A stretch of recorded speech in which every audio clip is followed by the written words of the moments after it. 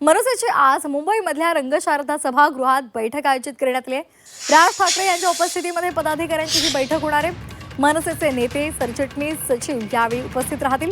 या बैठकीमध्ये राज ठाकरे पुढल्या वाटचालीसाठी काय नेमक्या सूचना करतात, मार्गदर्शन करतात हे पाहणं महत्त्वाचं ठरणार आहे। सीमा आढे आमच्या प्रतिनिधी आपल्यासोबत जोडल्या गेलेत। सीमा, आज रंगशारदा सभागृहात मनसेची बैठक होणार आहे, काय नेमकं मार्गदर्शन राज ठाकरे करू शकतात?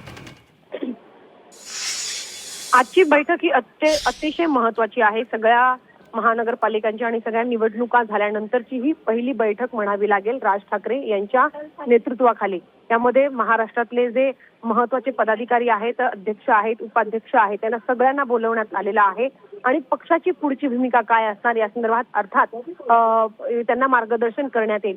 सोबतच प्रत्येक निवडणुकीमध्ये ज्या ज्या जागा त्यांच्या निवडून आलेल्या आहेत, कुठे कुठे आपल्या पक्षाच्या चुका झालेल्या आहेत, किती जागा कुठे निवडून आल्या आणि आपण पक्ष म्हणून कुठे चुकलो किंवा आगामी दिवसांमध्ये पक्ष संघटना वाढवण्यासाठी कशा पद्धतीने काम केलं पाहिजे या सगळ्या संदर्भात राज ठाकरे उपस्थित महत्त्वाच्या पदाधिकाऱ्यांना मार्गदर्शन करतील।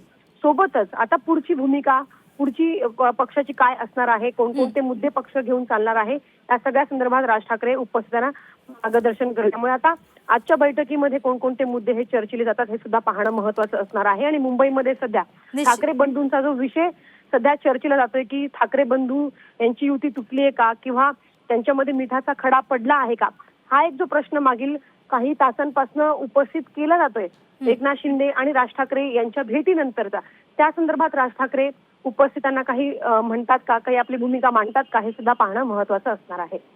अगदी, त्यामुळे आता आजच्या या बैठकीकडे सगळ्यांचंच लक्ष लागलेलं आहे। धन्यवाद सीमा, दिलेल्या या सविस्तर माहितीसाठी।